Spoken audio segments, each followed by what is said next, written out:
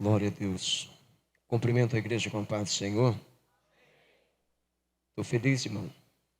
Nós atravessamos aí 3.500 quilômetros para estar hoje junto aos irmãos. Nós viemos de Manaus, capital do Amazonas, trazer uma palavra ao coração dos irmãos. Eu pensei que antes do convite chegar em nossas mãos, Deus bem tinha projetado o que aqui ia acontecer na noite deste dia. Eu creio que em tudo Deus tem um propósito. Quem tem esta mesma fé, diga glória a Deus. Ainda sobre os seus pés, convida todos os irmãos que trouxeram um exemplar da Bíblia Sagrada. Abra comigo no Evangelho segundo escreveu Mateus, capítulo de número 16 e verso de número 13. Enquanto você procura, quero expressar minha gratidão a Deus, a oportunidade aqui cedida pelo pastor Valadares, pastor Júlio Fagundes. Que Deus continue abençoando este projeto, esta obra. Mandar um abraço para a cidade de Manaus, para a minha família, para todos os nossos companheiros que estão sintonizados através da live ao vivo. Ontem atingimos 35.000 visualizações. Eu fico feliz que o congresso não se limita somente ao que está acontecendo aqui no altar, na nave da igreja, mas tem entrado em famílias, em lares, e eu creio que o nome do Senhor tem sido glorificado. Mando um abraço para minha esposa, Suelen Queiroz, que está sintonizada, que Deus possa abençoar em nome de Jesus, amém? Quantos dos irmãos encontraram, digo glória a Deus. Está escrito assim: e chegando Jesus às partes de Cesareia de Filipe, interrogou os seus discípulos, dizendo: quem dizes os homens ser o Filho do Homem? E eles disseram: uns, João Batista, outros, Elias, outros, Jeremias, ou um dos profetas. E disse-lhe: e vós, quem dizeis que sou? E Simão Pedro, respondendo, disse: tu és o Cristo, o Filho do Deus vivo. E Jesus respondendo, disse-lhe: bem-aventurado és tu, Simão Bar-Jonas, porque não foi a carne ou o sangue quem te revelou, mas o meu Pai que está no céu. Portanto, eu te digo que tu és Pedro, e sobre esta pedra edificarei a minha igreja, e as portas do inferno não prevalecerão contra ela. Amém? Caminhe pela Bíblia ainda de pé, até o Evangelho segundo escreveu Lucas, capítulo de número 22, verso de número 31, para que você possa acompanhar o raciocínio desta mensagem que tem por tema as duas faces de Pedro. Está escrito assim, capítulo 22, verso de número 31. Disse também o Senhor: Simão, Simão, eis que Satanás vos pediu para se andar como trigo, mas eu roguei por ti, para que a tua fé não desfaleça, e tu, quando te converteres, confirma isto aos teus irmãos. E ele lhe disse: Senhor, eu estou pronto a ir contigo à prisão e à morte.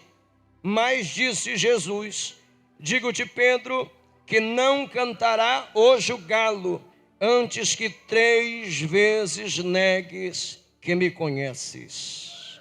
Amém?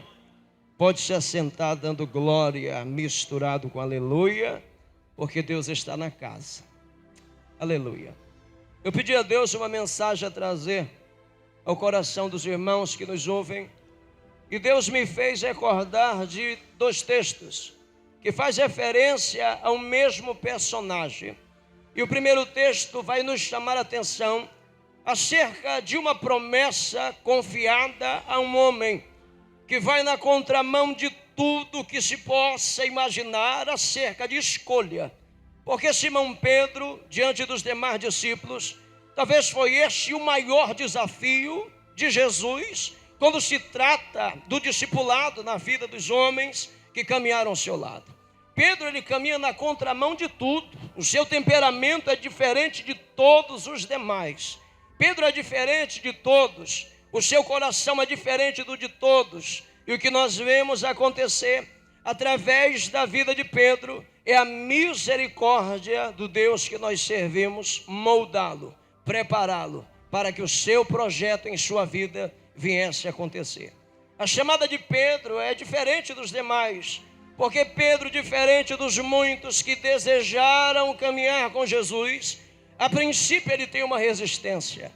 O primeiro encontro que a Bíblia nos mostra entre até então Simão, aquele que nós o conheceríamos como Pedro, o primeiro encontro é registrado em uma situação não muito agradável. É dentro da sua casa, onde a sua família estava se preparando talvez para o luto. A sua sogra estava enferma e uma causa que homem algum poderia solucionar, agora diante daquela casa estava ganhando proporções, a ponto de a Bíblia fazer ênfase à frase dizendo que ela estava à beira da morte. Jesus, ao sair da sinagoga, recebe o convite para entrar naquela casa.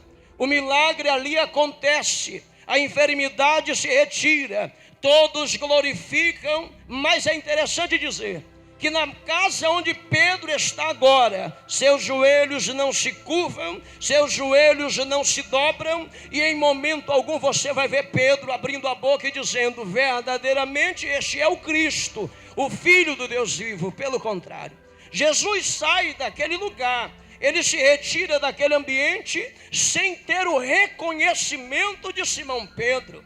Mas a Bíblia nos mostra que aquilo que Simão não imaginava iria se concretizar em sua vida. Jesus entrou naquela casa e todas as vezes que ele entra em um lugar, saiba que ele tem propósito, saiba que ele tem projeto, saiba que nada acontece por acaso.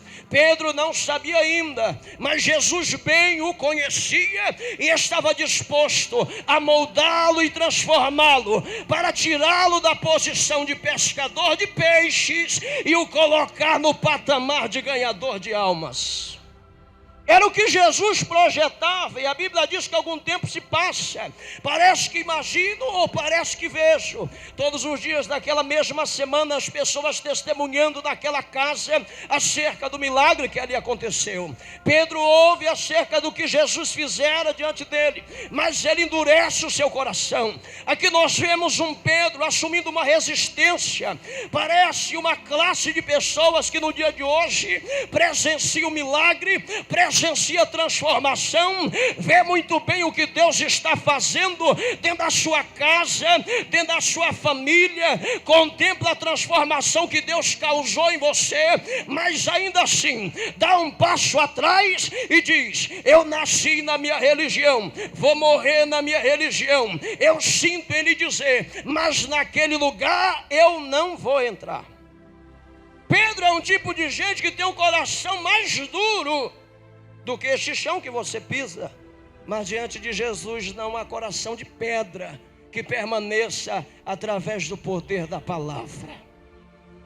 A Bíblia vai dizer que algum tempo se passa e agora Jesus reencontraria Pedro em uma situação diferente. Ele está em aperto, ele está em apuros, ele projeta algo para a sua vida que não deu muito certo. Ele está decepcionado pela uma madrugada onde tentou e não conseguiu. Ele desce da embarcação, lava as redes e está a caminho de sua casa, até que Jesus se apresenta e coloca diante a ele a oportunidade não de testemunhar de um milagre, mas de vivenciar um milagre. Jesus o convida para entrar novamente na embarcação e retornar ao ponto onde foi o símbolo da sua derrota, do seu fracasso na madrugada anterior. Pedro poderia rejeitar, mas sabe de uma coisa? O homem, por mais duro que seja, diante das piores circunstâncias, ele estará sedento, seu coração está fragilizado e ele tende a se inclinar mais e mais para o Deus que nós servimos. Diante das piores dificuldades da vida, o homem pode não acreditar que há saída, mas dentro dele parece que salta algo para fora e de forma inconsciente sai de sua boca palavras como: meu Deus, o que eu vou fazer? Meu Deus, o que está acontecendo? O homem talvez não tenha um domínio do que está acontecendo, mas algo dentro dele bem sabe que existe um ser superior, que diante das suas mãos o impossível de nada interessa, porque ele permanece sendo Deus acima de todas as coisas. Jesus espera o momento certo e agora ele entra na embarcação, provoca o milagre na vida de Pedro.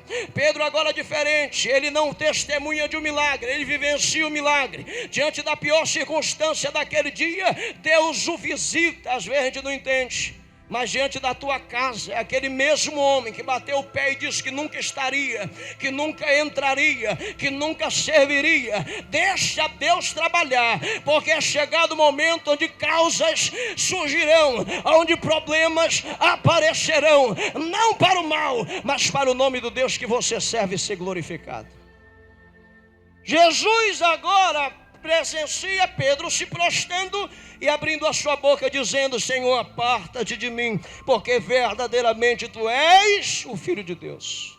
Jesus o abraça e diz: de maneira nenhuma quero eu fazer de ti pescador de homens. A partir daquele momento, Pedro passa a seguir a Jesus. E o que nós vemos acontecer agora na vida de Pedro é algo lindo. A estadia com Jesus, durante aqueles dias, cerca de 1 ano e meio antes de ser nomeado como discípulo de Jesus, ele sofre transformações. Nós vemos um Pedro sendo regenerado, entenda isso. A estadia com Jesus tem que provocar em você transformações. A estadia com Jesus deve provocar em você transformações. O velho Pedro aos poucos vai ficando para trás e o novo Pedro começa a nascer a partir de então. O homem tão sensível que agora ganha destaque ao olhar de Jesus pelas suas atitudes, ainda não pelo seu temperamento, mas as suas atitudes iriam cativar a Jesus. É o mesmo Pedro que na grande tempestade que veio contra a embarcação, diferente dos discípulos que deram um passo atrás dizendo é um fantasma, ele salta nas águas dizendo: eu creio que este é o Cristo, eu creio que este é o Cristo, e se é o Cristo, eu vou caminhar pelas águas com ele. Ele está se regenerando, ele está se transformando, e conforme o homem se dedica, conforme você deseja, conforme o seu coração anseia, mais do Senhor você terá. Tem crente que quer muita coisa de Deus, mas na hora de demonstrar ao Senhor desejo, a Ele não demonstra. Na hora de buscar a face do Eterno, não busca. Na hora de clamar para que o poder de Deus, a misericórdia de Deus os alcance, para que o seu nome seja glorificado, nada nós vemos acontecer. Pastor, por quê? Porque tem uma geração que anseia só de boca, mas com atitude não demonstra sentimento ao Deus que você serve. Pedro ganha destaque e a Bíblia diz que Jesus agora projeta algo grande para a vida de Pedro. Ao longo daquela caminhada ele ganha um destaque a ponto de Jesus agora olhar para ele de modo diferente, projetar para ele algo grandioso que estava além do que os demais discípulos imaginariam. Em um daqueles dias a Bíblia vai dizer que passado algum tempo Jesus tinha vivência com seu discípulo, tinha demonstrado a ele sinais e maravilhas, grandes coisas tinham acontecido, e ele decide por bem agora, na reta final do seu ministério, abençoar o discípulo. A primeira bênção que recai sobre eles é a autoridade. Autoridade para ir, colocar a mão sobre os enfermos e as enfermidades serem retiradas, os demônios serem arrancados e o nome do Senhor Jesus ser glorificado. Jesus disse: vai, e eles foram. Algum momento depois eles retornam glorificando, dizendo: de fato aconteceu. Em teu nome expulsamos demônios, em teu nome enfermidades saíram. E Jesus revela a eles algo muito maior, dizendo: isso não é o principal. O principal é saber que o seu nome está escrito no livro da vida, disse Jesus. Era chegado o momento, Jesus preparava os seus discípulos, porque logo ele iria se retirar. Ele faz questão de lembrar: o meu reino não é entre vós, o meu reino é junto ao meu Pai. Parece que o discípulo não acredita, mas era a reta final. Jesus se assenta com seus discípulos e faz a eles uma pergunta única, singular dentro de toda a Bíblia Sagrada. Jesus pergunta a eles dizendo: a quem os homens dizem ser o Filho do Homem? Alguém levanta dizendo: uns Elias, outros Jeremias, outros João Batista. Todos ali testemunharam de algo, mas Pedro levanta mais uma vez, chama atenção pelo que fala, dizendo: não importa o que muitos falaram, não importa o que dizes que tu é, para mim tu és o Filho do Deus vivo que caminha entre nós. Ele demonstra algo tão lindo, que Jesus agora vira para ele, se coloca de pé junto com ele, e coloca ele agora, espiritualmente falando, em uma condição privilegiada. Jesus diz a ele: Pedro, não foi a carne nem o sangue quem te revelou isso, mas o meu Pai que está no céu. E eu te digo que tu és Pedro, e sobre esta pedra edificarei a minha igreja, e as portas do inferno não vão prevalecer contra ela. Digo-te, Pedro, que também colocarei em tuas mãos a chave do céu. O que tu ligares na terra eu assino lá em cima, o que desligares na terra eu desligarei lá em cima. Sabe o que Pedro recebe agora? Pedro recebe uma promessa. Até então nós conhecemos uma face de Pedro, um Pedro que aparentemente estava dedicado, um Pedro que aparentemente estava preparado, um Pedro que aparentemente servia ao Senhor, um Pedro que é agora privilegiado de receber uma grande promessa. Mas agora o que nós vemos acontecer é se revelar a outra face de Pedro. Porque Pedro, quando ele recebe uma promessa, ele começa a assumir para si um papel que a igreja não pode assumir. Ele começa a achar no seu coração que a promessa torna você um super-homem, torna você uma super-mulher. E eu quero lhe dizer que a promessa não lhe imuniza do pecado. A promessa não lhe torna imune das tentações. A promessa vem até você, mas eu quero te dizer, você que tem promessa, se você já orava, ore ainda mais. Se você já buscava, busque ainda mais. Se você já servia, sirva ainda mais. Porque por mais que você encontre uma meia dúzia que vai bater no teu ombro e dizer: eu acredito na promessa, o inferno inteiro vai comprar briga com você para tentar roubar o que Deus projetou e arquitetou para a tua vida. Pedro recebe uma promessa e agora ele começa a agir diferente. Jesus o privilegia, entrega a ele algo que não deu aos demais, e ele começa a se sentir todo. Ele começa a agir diferente. E o que mostra agora a Bíblia Sagrada é que Pedro, na condição que estava, ele se coloca um degrau acima. As atitudes de Pedro agora demonstram que ele assume um papel que acredita que estava acima de alguém. Ele assume um papel agora através das suas atitudes que certamente desagradou a Jesus. Eu lhe provo. Era a última semana, a Santa Ceia, Jesus realizaria. Naquela ocasião, Jesus se assenta, os discípulos estão envoltos à mesma mesa. Jesus agora reparte o pão, reparte o cálice, revela a ele, dizendo: é chegada a minha hora. Este pão é o meu corpo, este vinho que é tomado por vós